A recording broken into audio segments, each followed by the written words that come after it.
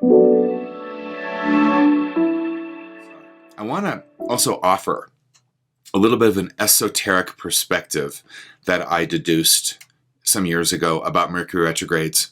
I want you to imagine that, the whole world that we live in on Earth is this holographic matrix of information and creation. And we're each in our own way moving around on this grid, making decisions, making choices, oftentimes unconsciously, running on software from our childhood, unconsciously, living out what I would call is our fate. But then, bit by bit, we all start to wake up a little bit. And that means we start to become X factors of creation. We start to make choices outside of fate. We start to make decisions and pivots and power shifts that create a new flowchart of potential, okay?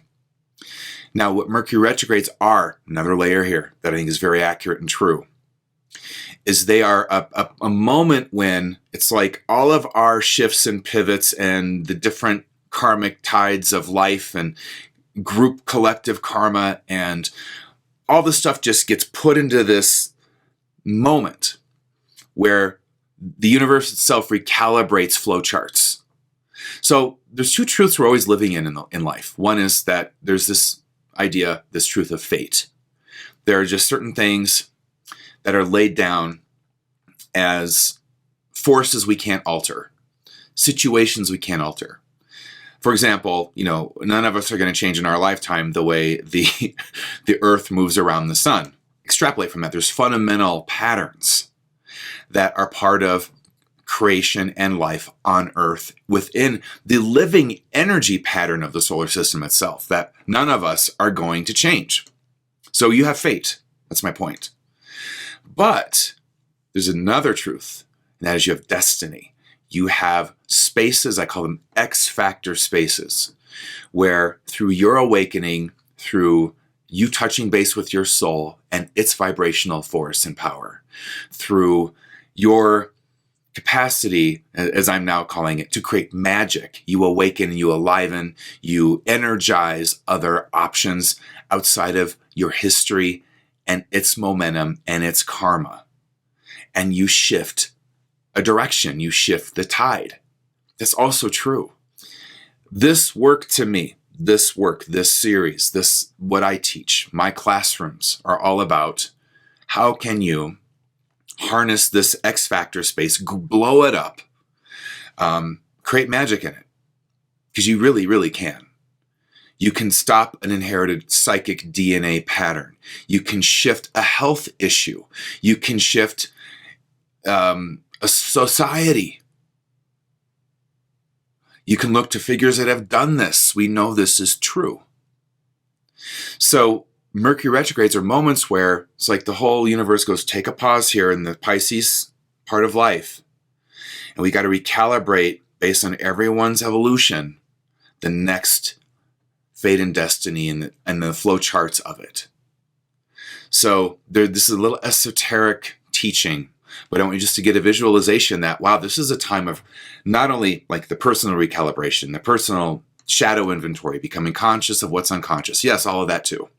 Now let me throw in one final layer, and that is, you know what else is true? We're all in this moment going, what is the next flow chart for our lives? But because we're connected to everything, how will that impact the all? It's crazy. But that's what it means to be a co-creator. That's what it means to live in X factors of shift, pivot, and magic. I think this is a time where, on a more grounded level, we're going to have to look at where we are under spells, where we need to bring a different maturity to our mysticism, to what we understand mysticism to be. Because here's the thing about Pisces as an archetype and mystical power. It is, in the end game, the base of all power. All power. So when you go to the mystical territory, when you take your vibration to that voltage, you are at the highest voltage possible. And my point with this is that the mystic archetype, which we're going to go into such depth on from a completely different angle than I've ever taught. It becomes a sort of igniting force for all archetypes.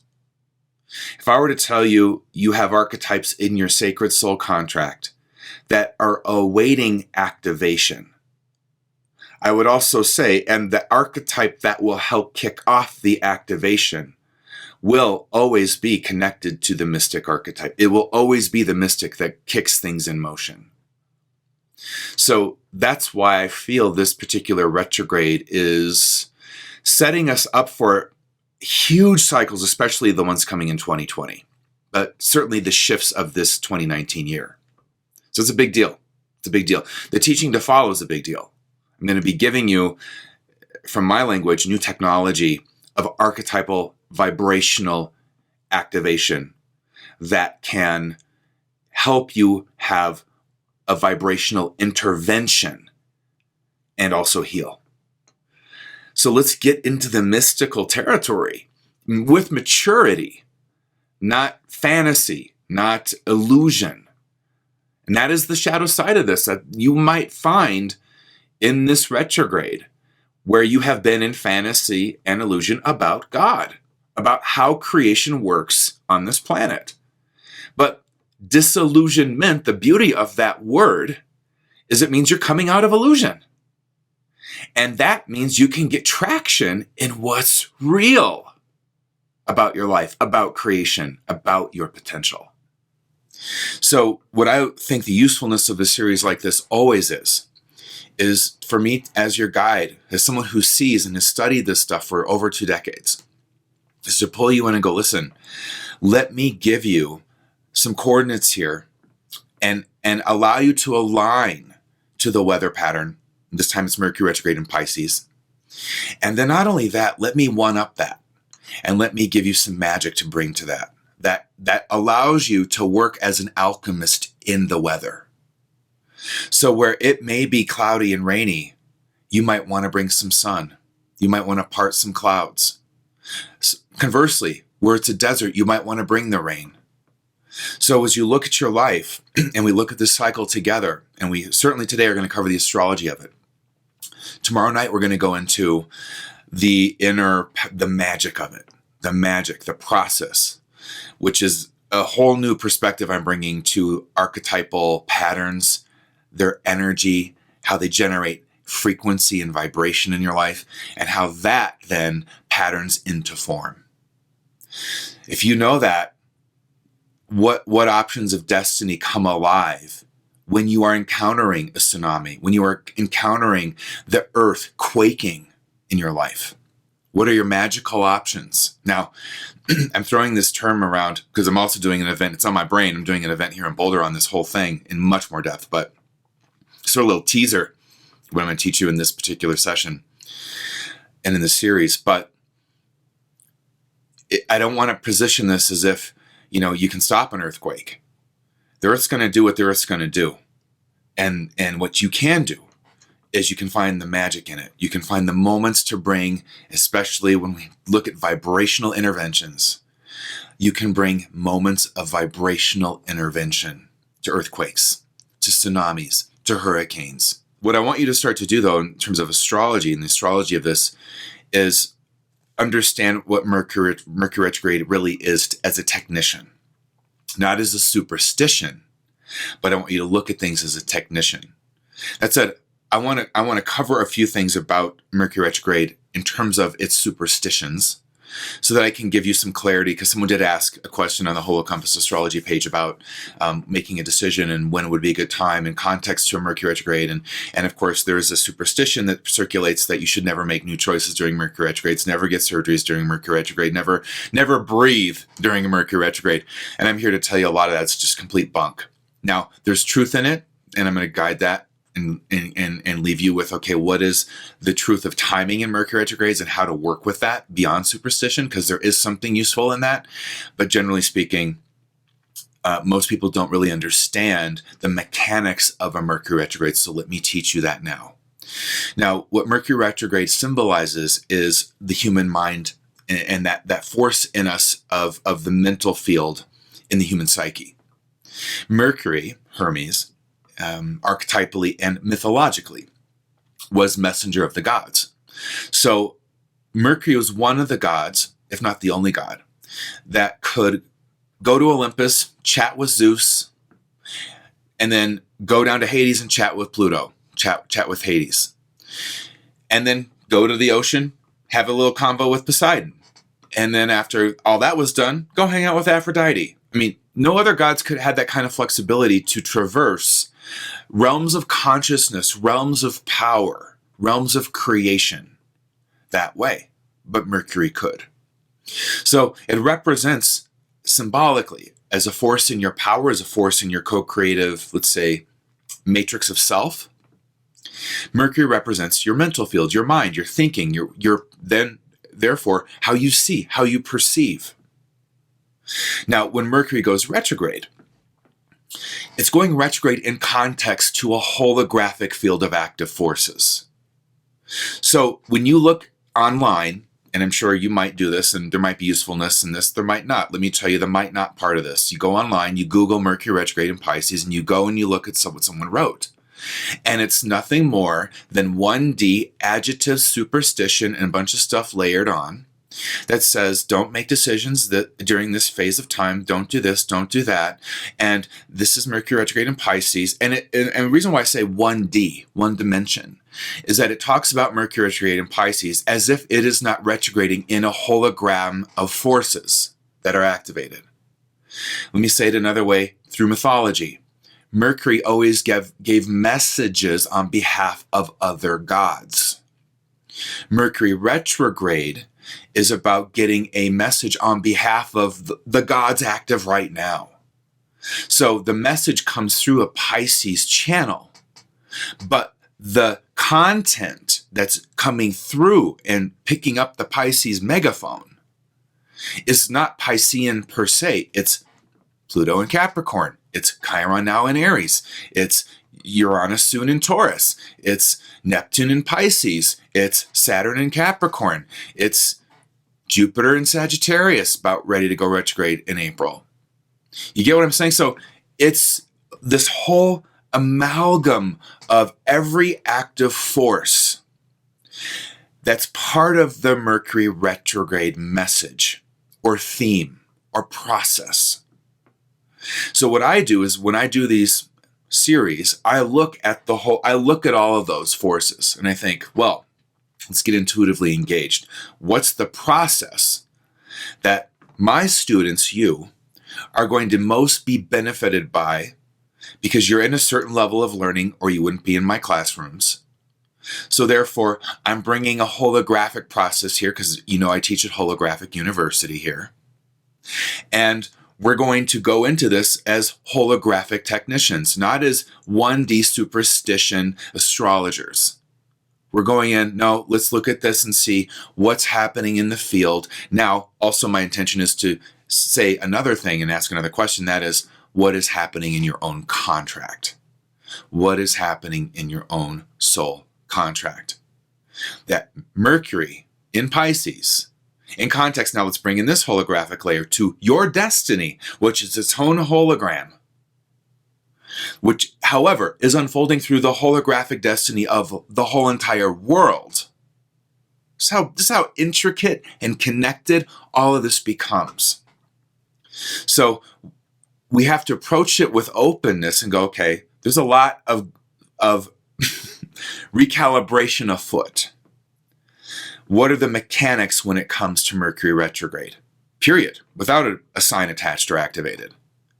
It is a time where this universe saying, listen, we have to go into a state of neutral. We're normally in drive with our mind. We're normally driving. We're normally making decisions, probably perceiving possibly through certain filters that may or may not be accurate or may taint accuracy in terms of what we're seeing. Think about how your mind works. Think about on any given day, the thousands of thoughts that go through your head that a lot of time are bullshit. And think about the few times maybe that you get a zing of intuitive clarity coming through your mental field. What Mercury retrograde says is, look, I got to slow down the chatter. I've got to, because there's a bigger message here calibrating up. And we have to look at life, the world, as a whole interconnected holographic grid of creation that you are part of. And we have to then, in this moment, because the human mind can't see that vast, that complex, that far, we have to abdicate perception to something else called the soul, your intuition. And because we're such mental creatures and culture has conditioned us to be such, we have this phase that's called Mercury retrograde, where the universe, the cosmos, the fabric of life itself says, look, full stop. And the way you keep going forward, that is not in harmony nor coordination with the whole grid of things that are going on. You're missing out on data. So I'm going to hold you up, and most notably, Piscean data this time. I'm going to hold you up. I'm going to tell you, look, foot off the gas, hand off the steering wheel. And let's just now, and this is where the wisdom of not making decisions during a retrograde does apply. Let's not make any major decisions in, however, the Pisces area of your life. Notice I said, and this is where we get specific with a Mercury retrograde, the Pisces area, that archetypal space. Now, what is Pisces? Mystical, healing. And that's where I'm going to take you in terms of the process. We're going to go into the mystic archetype. But in a way, I don't think you've ever gone before, or in piecemeal you have. Because what the Mercury retrograde is saying is, look, for you to get to the manifestation of your optimal potential in this life, I got to get you out of your own way. All of us on any given day are functioning off conditioned software from culture, from family lineage, the psychic DNA of family lineage and culture. I could go round and round and round about all the stuff in you that is informing your self-esteem, your choices, your self-perception inaccurately or unholistically or in a disconnected fashion. And what the Mercury retrograde says is, okay, for this next, let's say, span to 6 weeks, including setup phase, and let's say some of the integration phase, I've got to just hold you tight in the Pisces area of your archetypal space and just say, foot off the gas here. I need you to get to a new understanding of yourself here, a new understanding of your destiny here, a new understanding of your esteem, your power, your survival adaptations. And that understanding will include rendering you aware that some of this is not working for you. In fact, it's sabotaging you. And there's a message from your soul trying to get through. And it's time. It's time for that message to come forward. To what? Notice where we get to the of retrograde. To recalibrate your esteem, to recalibrate your power, to reorganize your life, to put a in front, to relearn about the nature of co-creation, Now, this retrograde is going to start March 5th and go through March 28th. The setup phase begins February 19th. When we get to that setup phase, we're now in the zone, the space the universe is saying, the earth grid of creation is saying needs to be reshuffled, reorganized. But it's a reorganization, folks, around new power and around new truth. Because the question naturally should be, what are we reorganizing around exactly? If you're going to put me through the blender, what kind of milkshake am I going to be? So yeah. This is about, okay, we're going to reorganize around something that is, certainly in this case, it's always true, and I think that it's always mystical in a sense. It's a mystical vibration, but it is like double trouble mystical here. It is about, you have to reorganize. Now let's go there for a minute. Your relationship around things that are mystical, such as your relationship to God, how you define that force, how you look at the universe, the nature of God or the universe or the divine, how you look at the nature of co-creation, of creation itself. Do you even understand the power of the greater grid in context to your personal power? Do you know your powerlessness in relationship to greater power? Do you know that? Are you clear on that? Are you clear on the capacity for a mystical force to vibrationally calibrate anything and everything in the world as a divine intervention?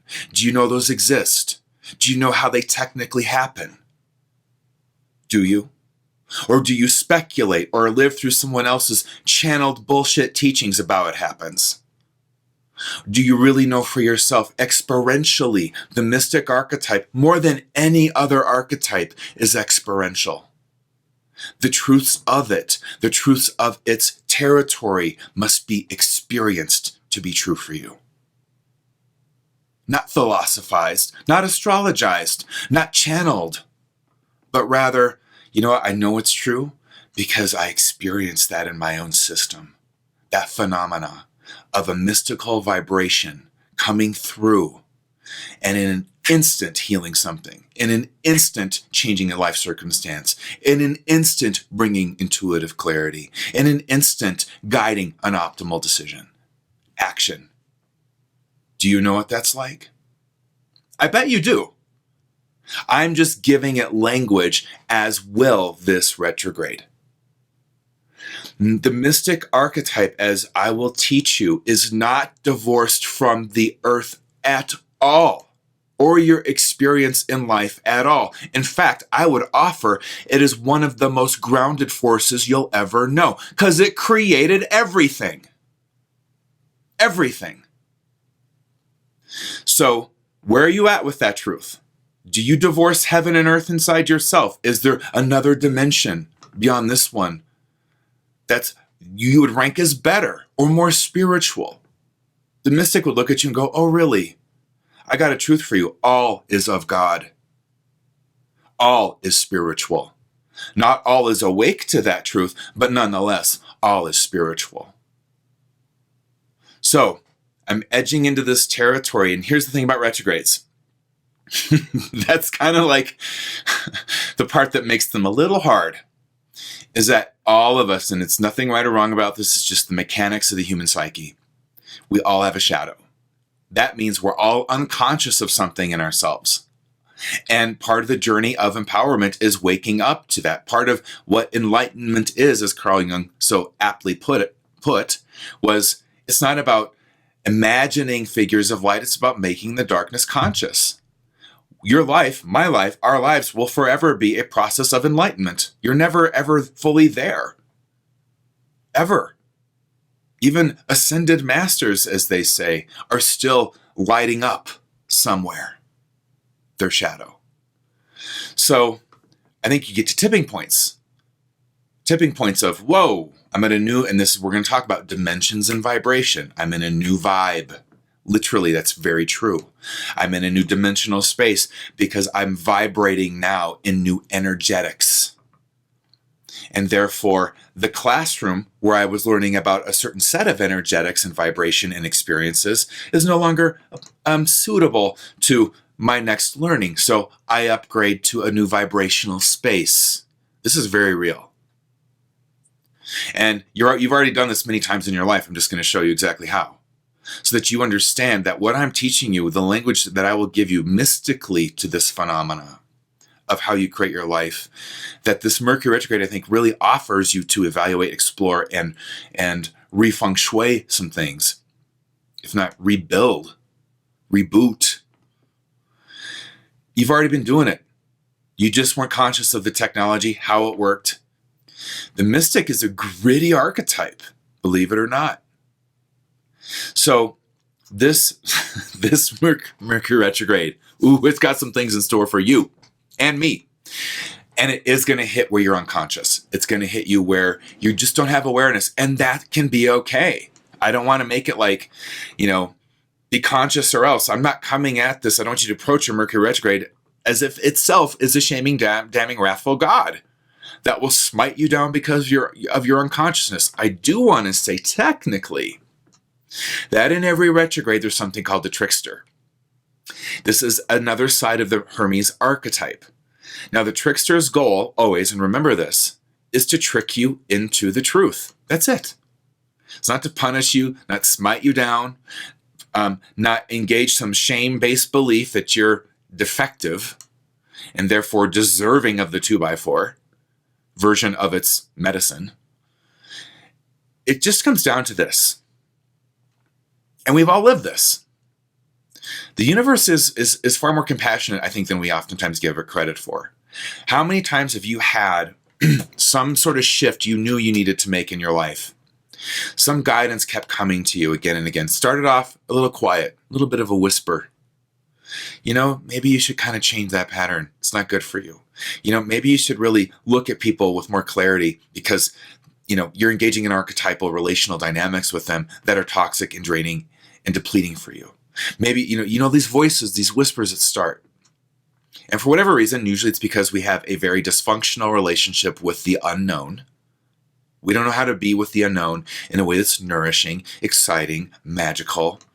We think of the unknown as a threat to survival, a threat to security, a threat to our false illusory sense of control.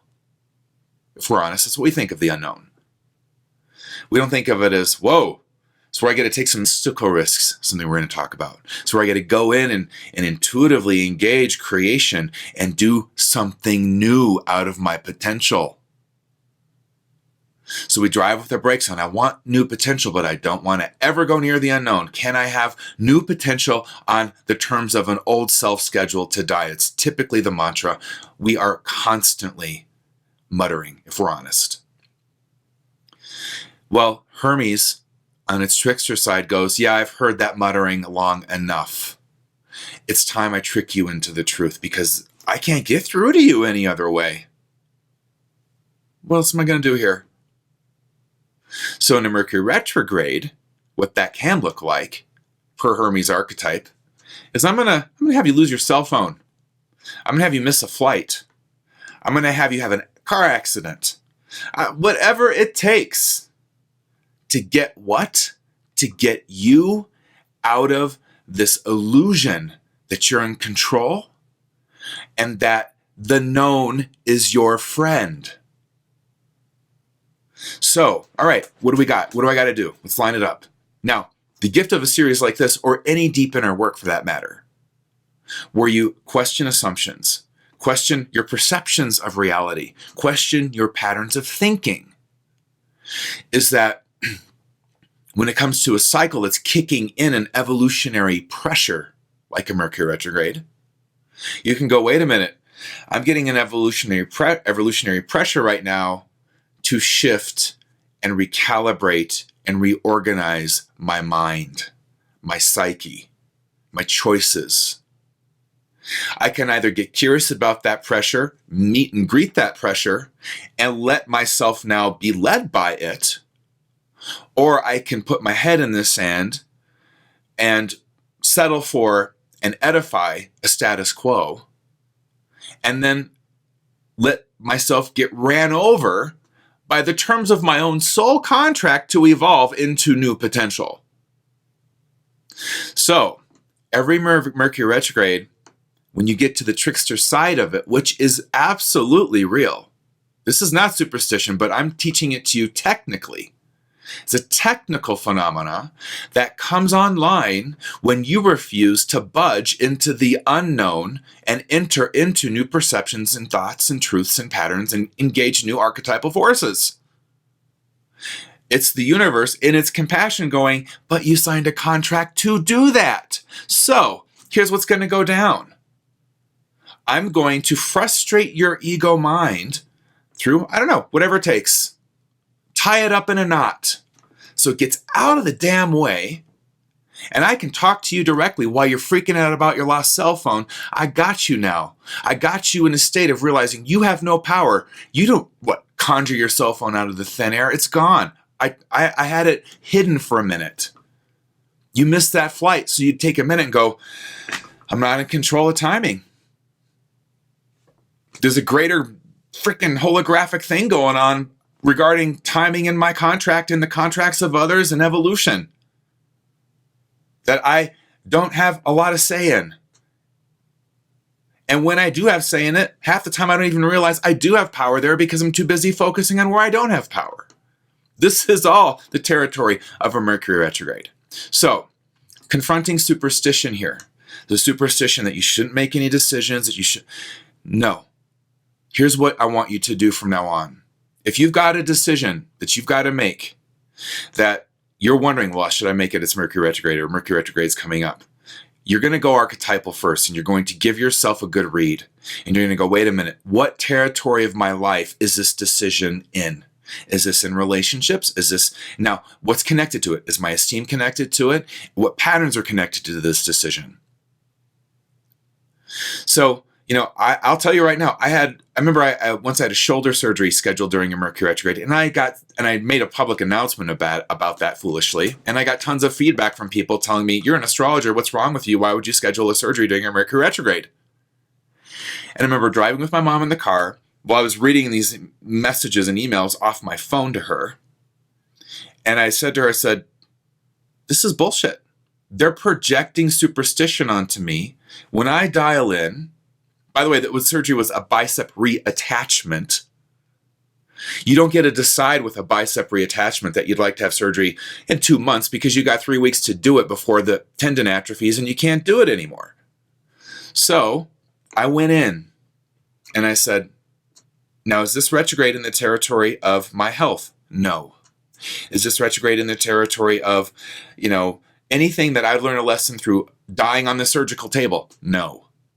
And I had the surgery without one problem. Millions of people will have surgery during, for example, Mercury retrogrades. Millions of people will make major decisions, start companies, all sorts of things during a Mercury retrograde. What matters is this. Are you, now, and we're going to get, this is why you want to go through the archetype. So this time we're talking about Pisces in relationship to some significant activations like Jupiter in Sagittarius, Saturn in Capricorn, Chiron moving into Aries.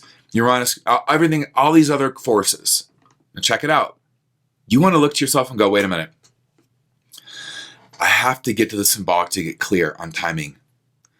And if I have a decision, let's say Pisces is a big part of your archetypal contract.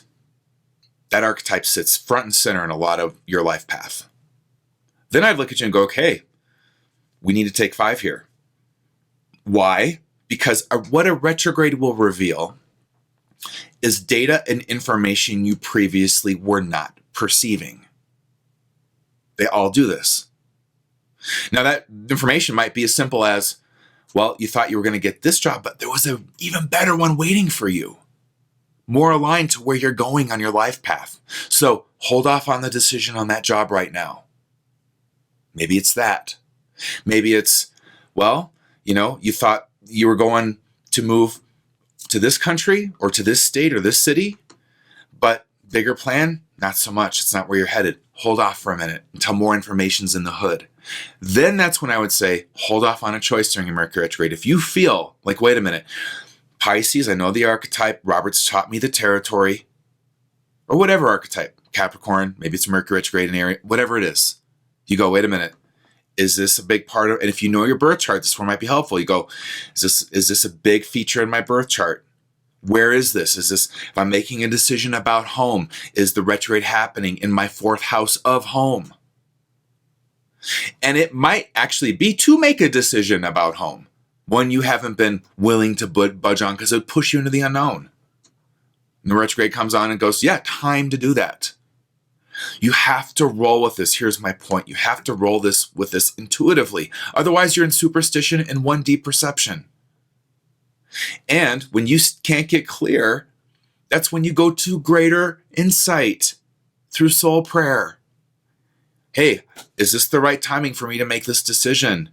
Send me an answer in a dream. Send me an answer in a message from someone. Let me get a reading with a good, real archetypal, intuitive astrologer or psychic or intuitive, period. This is a time, retrogrades are a time of intuitive insight, of not knowing, and acknowledging you don't know, and being willing to say to the greater holographic grid of life, I don't know, but you do. So send me a message, y'all. Boom, you're going to get what you need. So if you feel symbolically, archetypally, that a choice you're looking at is resonating with the archetype Mercury is retrograding in, or somewhere if you know your birth chart and astrology well enough, where there's also an archetypal resonance, then yeah, maybe then you go, wait a minute, I shouldn't decide this yet. There's more info coming. And it's as simple as that. Intuitive tools like astrology are just that. They're just tools. And they're damn good ones.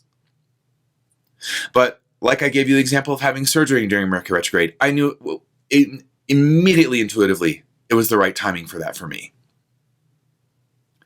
I didn't get superstitious. I just went, wait a minute, this is not related to this retrograde for me. This is just something I have to have done. Done. And coincidentally, surgery slowed me down to consider the other stuff that was relative to the retrograde. So, folks, you're not going to do it's not useful, is my point. It's not useful to use astrology superstitiously. Use it as a tool of timing, yes, absolutely. But you got to know the context of the timing, the context of the archetypes activated, the context of the retrograde itself, and what's happening in the world, in the field, the psychic field, and in your own potential and in your own contract. You've got to go to the higher ground there and look back and go, wait a minute, is this decision somehow something I should pause out until there's more data? If yes, then do that. Wait till the midpoint. If not, choose, move on. So just to recap that, you get tricked into the truth during a Mercury retrograde only because you would not listen to the truth any other way. So my best advice is be willing to listen to the truth. And sometimes we don't even realize we're not willing to listen to the truth. What happens to me in Mercury retrogrades typically is that I won't realize I'm not willing to listen to the truth until I'll feel the trickster energy starting to happen. I feel that vibration. And I bet you do too. Don't you feel there's times where you just feel like it's almost like resistance from the universe or from your guides, from your guidance squad. There's like, I'm trying to push towards something and I keep like running against the wind or tripping every time I take a step. Look alive. That means there's information you're not considering. You're not willing to tell yourself the truth about something perhaps. So start there. Go, wait a minute, I can feel the vibration. Archetypes have vibration, which we're going to learn. I feel the vibration of the trickster. It's sort of like white noise in my system. It's like this kind of slight resistance. I'm trying to move and something's sort of just energetically blocking. Well, listen to that. That is your guidance. You want guidance? Start there. You're getting it. Now, I'm going to give you the stats of this retrograde in full glory as I position this to the camera here. You may not see the whole flow chart here, but you do see the dates. So for now, just trust that the whole chart will be in your PDF guide. It's a little bit of a scan of where this retrograde is in terms of Pisces. Now, this retrograde is happening all in Pisces, and it's really interesting because it starts at the very, very ending degree of Pisces, 29 degrees, and it goes all the way back to 16. The setup phase begins, as I said, February 19th at 29 degrees Pisces. Mercury stations retrograde appears to go backward in the sky on March 5th, and that will be at 16 degrees Pisces. And then there's always a midpoint of every Mercury retrograde cycle. That happens on March 14th at 24 degrees Pisces. And what the midpoint is, it's a time where I've seen most generally that whatever the message is, whatever the Mercury retrograde shift is that you're really meant to become aware of and get in the grid of, by usually the midpoint, you have a good idea. I found that to very much be true, and I think certainly if you're working with a guide like this, I have a feeling it'll be very true for you. Sometimes it's not exactly on that date, but it's around that time, and if you get to the symbolic, like I've been coaching you and telling you, and you get to the alchemical levels of shift through the symbolic, and start to look around intuitively at your life and look around intuitively in your psyche and assess what your soul contract's activating for a change. Well, you'll by March 14th probably have a good sense of, you know what, It's this pattern in me. It's this orientation to how I perceive in me. And typically it's a pattern. It's a pattern in you. Now, Mercury will station direct on March 28th at 16 degrees Pisces. And then from there, the integration phase begins. And what the integration phase is, it's when you take all that the Mercury retrograde had revealed to you.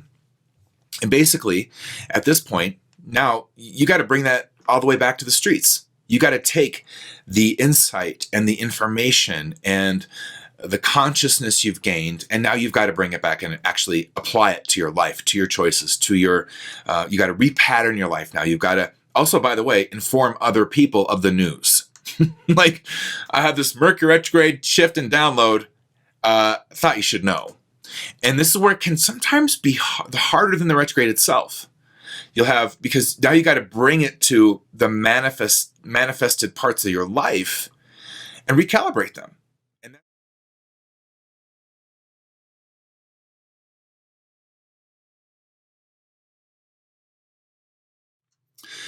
Welcome to this webcast event series, Healing Through the Vibrational Interventions of the Mystic Archetype. I felt that this series was important to do. I always sort of, feel like the way to begin any series is, well, why am I teaching this? I have a million other things I could be teaching. Why would I choose this at this time? I feel like we are, as we become more multisensory, multi-perceptive, multi-faceted in our understanding of co-creation in an archetypal quantum intuitive sense, that we are needing new teachings, new maps, new models to help guide our journey of co-creation, empowerment, self-love, compassion, awakening. And I have felt a lot in my work and in my career that it's always crucial to come back to what is the mystic archetype. I think a lot of us, for various reasons in culture, have been turned off by even the word mystic or mysticism. Certainly if you come from a religious dogmatic background, or if you come from a shame-based religion itself that's really told you basically there's something inherently wrong with you, that you have original sin, which I always say is really original shame. We need new ways of approaching what is nonetheless mystical, the mystical territory, the mystic archetype. So in part, I want this series and this webcast event to serve that. I want it to serve a new approach for you to have a closer relationship to whatever you define as God, or the divine, or goddess, or universe, or Buddha, or Allah, or Jesus. I mean, at the end of the day, we're never going to name this thing that is unnameable, but everything at the same time. I found, I think, in these times that one of the things that's missing in culture and missing in our nourishment is some way to approach the divine, is some new way for us to approach this force of life that generates galaxies and creates the universe and has created us and is us.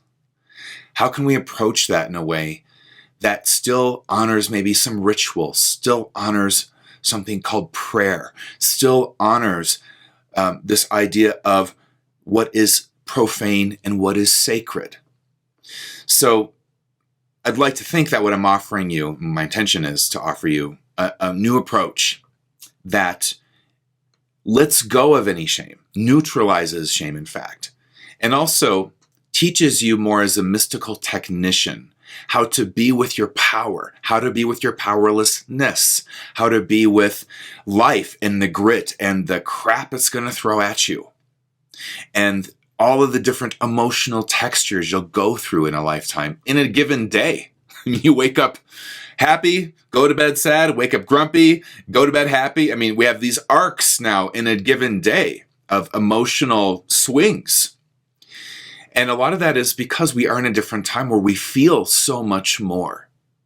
So if I were to tell you, hey, you are evolving, we all are evolving into a multisensory era, into becoming multisensory beings, you need to really take in what that means. It means your bandwidth to feel more of life is expanding. Your bandwidth to get more data and information from the psychic field of life is opening more. So you are more susceptible to emotional ups and downs, more so than you ever were before. You're more susceptible to illusion, psychic viruses, getting your psyche hijacked by an energetic wave, a vibrational storm, oftentimes engineered by the powers that be in media, the powers that be in foreign countries.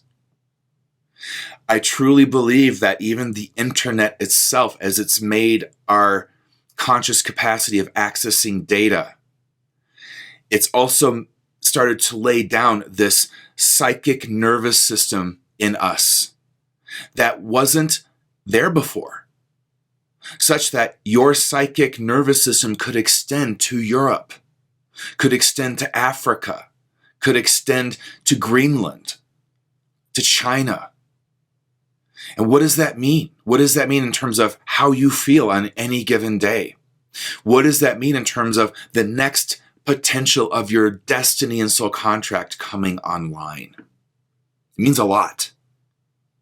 So this teaching, back to this teaching of how do you heal through vibrational interventions of the mystic archetype, there's so much that I want you to explore once I've taught this to you as an extrapolation of application.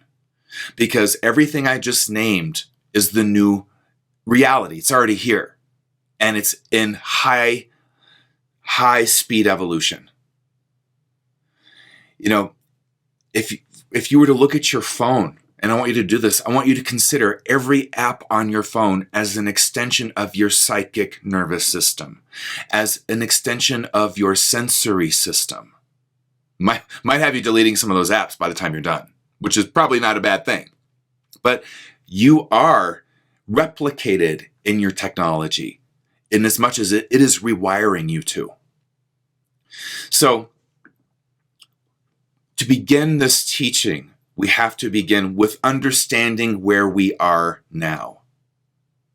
We have, in fact, thrown out most religious ideas, maybe appropriately so, because they were patriarchally formed and also shame-based and engineered to control you becoming an individual. Control you in a way such that you don't become too much of an individual. Because if you do, then you'll think for yourself, you'll choose for yourself, and you'll feel for yourself. Not only that, you will get your intuitive system online for yourself. You won't run your intuitive perceptual system through a religion anymore. Your contact with God is immediate. It's one soul prayer away. It doesn't require a whole rosary prayer. It doesn't require penance and acts of contrition. These can be done in a mature spirituality now like that, and genuinely done. But we've thrown the baby out with the bathwater. We have thrown out a capacity to approach the gods, creative forces of life, the divine, in a way that I think we need to take back for ourselves and claim. A way that has some structure, a way that has reverence, a way that helps us understand we need tools, we need teachings, we need compasses to get back to the soul. We do. And that's what this teaching is. I see this as one of many compasses at your disposal to get back to your true north whenever you feel you need it. Without shame, without some idea that you've got to be a good person to finally have the divine answer a prayer. If that's true, we're all screwed. Okay, no one's getting their prayers answered. Or that you need an intermediary that's been ordained as such to be a prayer conduit. No, you don't. So, where we must begin in this teaching is within what the now is, as I just said, but also we've got to now reframe what our orientation and relationship is to power. And what I mean by this is you've got to know when it comes to activating the mystic archetype in your field, in your psyche.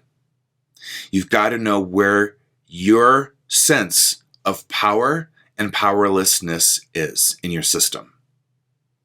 So I'm going to have you take a moment and reflect on that and just go, where am I powerful? And I know for sure I have power. And I have a power that's authentic, meaning this isn't a power where I wield control over people, or I manipulate circumstances, or defend my low esteem, my shame, and wounded ego. This is where I have power to create, and create from self-connection. That's what I mean by authentic power. You create from self-connection versus creating to get to some sense of self-connection out of a sense of wounded self-disconnection.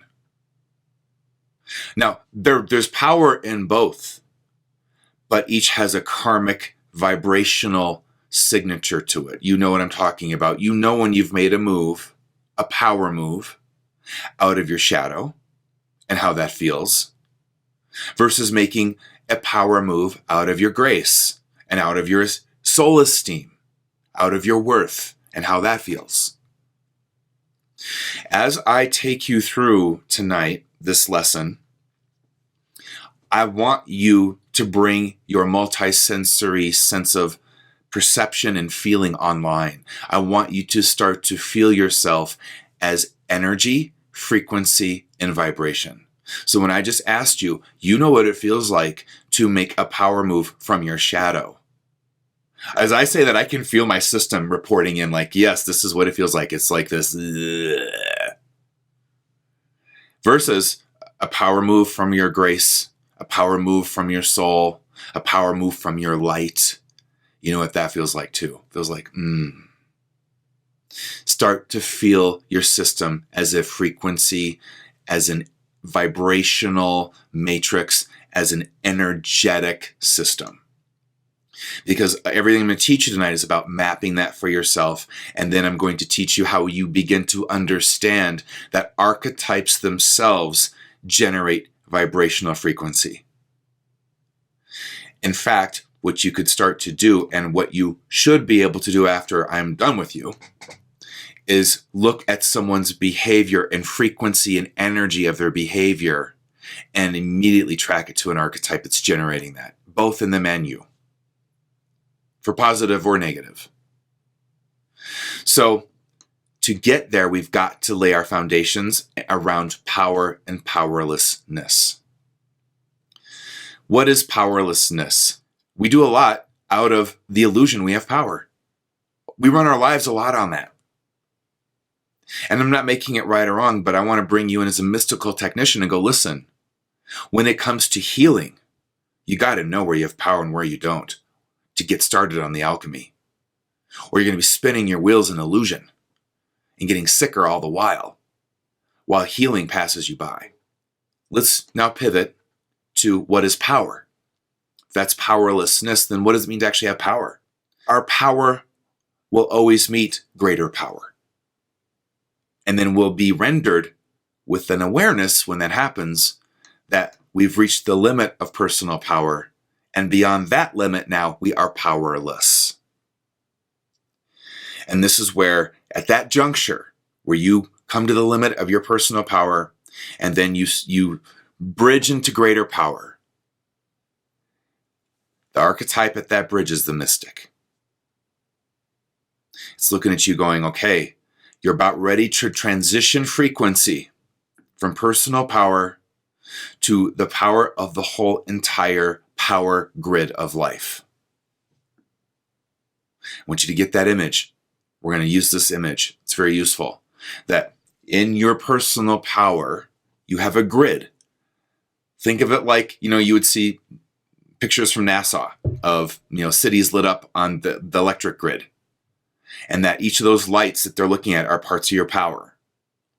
So you've got this grid in your own system of power. And then I want you to realize that beyond your grid lies the greater grid of power. Now, most human beings mistake that somehow that greater good out there they can control too, which they cannot, or they seek to, or they make it their mission to. Then they try to control the grids of other people to bring more power to their grid. This is how we do. This is how we roll with power, all of us, in some way or other. And I don't want you to make yourself wrong for it, but let's talk as mystical technicians. Now, beyond just the interpersonal power grid mashup here, you meet other dimensions of power too. So if you liked any of that content that you just watched and you want to go deeper, especially into the healing via vibrational interventions of the mystic archetype, please click the link below and find out more and get yourself into the course.